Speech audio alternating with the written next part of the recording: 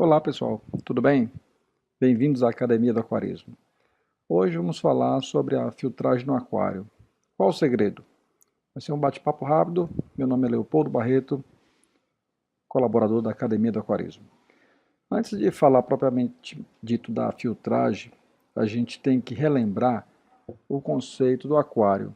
Entender que o aquário é um micro-universo num ambiente fechado, ou seja, depende de interação externa, mas internamente ao aquário, né, dentro da caixa de vidro, de acrílico, acontecem diversas interações biológicas e demais, tanto por seres macroscópicos como microscópicos. Então, a questão que a gente deve refletir antes de falar de filtragem é quais são os principais processos que estão presentes no aquário. A gente poderia resumir em dois processos. O primeiro, biológico, né, que envolve processos microbiológicos, é claro que também macrobiológicos, mas esses estão visíveis. A interação ecológica entre os peixes, peixe-planta, né, o crescimento celular das plantas, dos peixes, isso está visível no aquário. Mas o que, pensando em filtragem, por vezes passa desapercebido, são os processos microbiológicos, as bactérias e os organismos que estão presentes ali, que equilibram esse micro-universo e, por vezes, nós não prestamos atenção. E isso tem influência direta na definição ou de pensar na filtragem do aquário.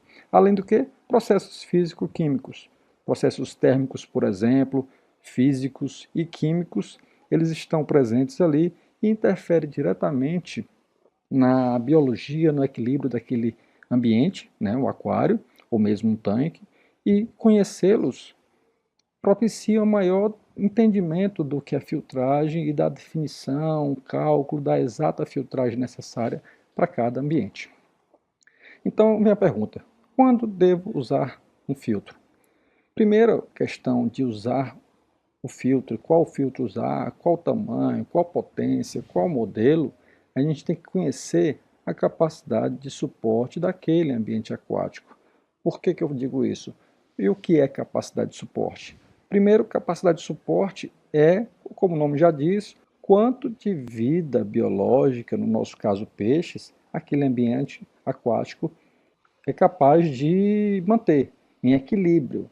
Já viram aquários que têm muitos peixes com filtragem, tudo parecendo estar bem montado, mas que nunca tem aquela água cristalina, sempre morre peixe? Às vezes não é nem problema apenas de uma má definição da filtragem, mas é porque, mesmo com excelente filtragem, a capacidade de suporte daquele ambiente foi extrapolada. Por quê? Porque não é só filtrar, tem as relações entre os peixes, tem os nichos de alimentação, tem os esconderijos. Então, a capacidade de suporte do ambiente ela tem que ser respeitada e uma vez que, mesmo respeitada, aquela quantidade de peixes excretando o ambiente não consegue degradar, é onde vai necessitar o uso de uma filtragem auxiliar para conseguir manter esses peixes num bem-estar. Lembram do ciclo de nitrogênio no ambiente aquático? A gente falou isso no e-book volume 1. Se não recordam, vejam esse quadro. O que é que a gente tem aqui? Tem um aporte de nitrogênio através dos alimentos, principalmente, né, o alimento fornecido aos peixes. Por que eu digo isso? Porque tem alimento também interno no aquário, seja uma planta, um caramujo, mas aquele alimento externo que vem a partir do aquarista, ele é rico em nitrogênio, fósforos e outros compostos. E esse alimento, tanto que sobra no aquário, é degradado, adiciona amônio no aquário, assim como através da absorção pelos peixes, os processos fisiológicos, o peixe excreta amônio, né, em forma de fezes, urina, e através das brancas, através da regulação osmótica. A partir da amônia, existem grupos de bactérias que degradam a amônia a nitrito e em seguida a nitrato. Lembremos que a amônia ela é tóxica para os peixes, ou seja, se tiver altas concentrações, vai haver mortandade de peixes. Uma vez que essas bactérias, chamadas nitrosomonas, que é uma classe de bactérias que depende de temperatura, pH, local para fixação, elas degradam nitrito, o nitrito ainda também é tóxico para os peixes, levando à mortandade. Mas existe outro grupo de bactérias, chamado nitrospira ou nitrobacter, que degrada o nitrito finalmente a nitrato. O nitrato ele não é tão tóxico aos peixes, só em altas concentrações, e ainda é possível retirá-lo através de processos biológicos que não microbiológicos, como a absorção pelas vegetais e através das trocas d'água ou a conhecida TPA, que já foi também abordada no e-book número 1. Então, esse nitrogênio ele é potencializado pela filtragem.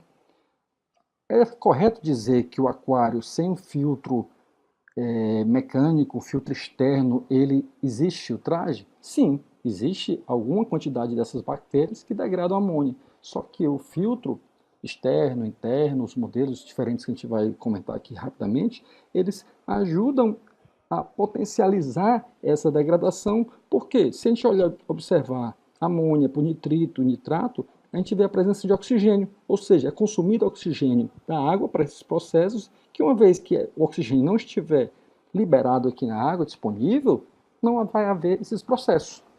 Então, quando a gente fala de tipo de filtragem, independente do tipo de filtro, seja externo, interno, você tem que ter, você vai ter que ter a filtragem mecânica, a química, a biológica, que são as 3 etapas principais em qualquer filtragem. Essa ordem, primeira, segunda etapa, terceira etapa, é uma sugestão porque, uma vez que a filtragem biológica ela esteja na primeira etapa, ela vai ser prejudicada pela presença de matéria orgânica e suspensão que a filtragem mecânica ela retira. Então, sumariamente, a sugestão que se dá é sempre haver uma filtragem mecânica antes da filtragem biológica. Pode até não haver filtragem química, que a filtragem química é para retirar aquelas impurezas, gases tóxicos, compostos indesejados, como metais pesados, mas sempre a mecânica e a biológica tem que estar nessa sequência, primeira, segunda etapa ou terceira etapa. Existe também um tipo de filtragem que, na verdade, falam de filtragem ultravioleta, mas a ultravioleta é uma irradiação luminosa que mata bactérias nocivas e cepas de algas, que não é bem um filtro, mas que sim, pode ser considerado uma filtragem porque ela está contribuindo para a manutenção da qualidade da água, que é o que o filtro ou a filtragem ela proporciona. Temos também na água salgada, em aquários marinhos, um tipo de filtro chamado skimmer, ou fracionador de espuma, que é um tipo de filtragem mecânica que retira a matéria orgânica mais fina, aquela dissolvida na água. Então, é específico de aquários marinhos.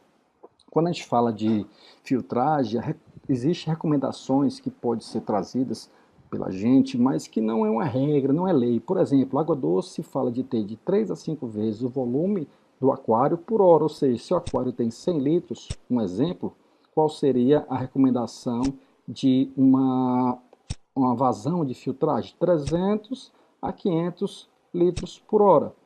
Isso seria uma sugestão, mas como eu disse, não é regra. Por quê? Porque depende da qualidade da filtragem, da eficiência da filtragem. Se nós tivermos uma filtragem ineficiente, essa vazão ela tem que ser maior. Se tiver mais eficiente, pode ser menor. E no aquário de água doce, olha aqui a diferença, já é uma vazão muito maior. Por quê? Vocês devem estar se perguntando. O principal motivo é porque o oxigênio na água salgada ele não se dissolve tão bem quanto na água doce. Logo precisa de uma maior circulação, maior vazão para haver essa dissolução do oxigênio, que vai ser um dos elementos que vão contribuir na quebra da amônia, a nitrito, a nitrato e a sequência de denitrificação. A troca d'água reduz também a necessidade de vazão. A gente viu na TPA, no e-book 1, que se fala muito de TPA para você diluir a amônia. Logo, se você tem uma troca d'água frequente, logicamente você vai ter uma menor necessidade de filtragem, porque você vai estar diluindo amônia e nitrito, mas que não é o caso da maioria dos aquários. Não se troca água com frequência diária ou mesmo semanal, e sim quinzenal, mensal. Ok? Se a gente pensar nos filtros, os tipos de filtros, a gente tem desde os filtros mais comuns e antigos, que são os filtros biológicos de fundo, onde você força com que a água passe pelo cascalho, passe pelas placas e retorne, o que circula a água, oxigena, logo você proporciona uma camada de fixação das bactérias, e até filtros mais atuais, mais avançados, que tem várias etapas de filtragem mecânica, química, biológica, por vezes tem até a lâmpada ultravioleta, que no final o sentido da filtragem ele é respeitar a degradação da amônia, a filtragem mecânica, a filtragem biológica, a filtragem química. Então, independente da marca do filtro ou do modelo, o que tem que se respeitar é quanto de amônia eu estou colocando no sistema e quanto de amônia meu filtro é capaz de degradar. Então, muitos dos fabricantes eles indicam, né, o tipo de filtragem e a eficiência, mas outros sistemas maiores, aquários maiores ou mesmo produtores deve-se conhecer para se mensurar e se calcular filtragens recomendadas.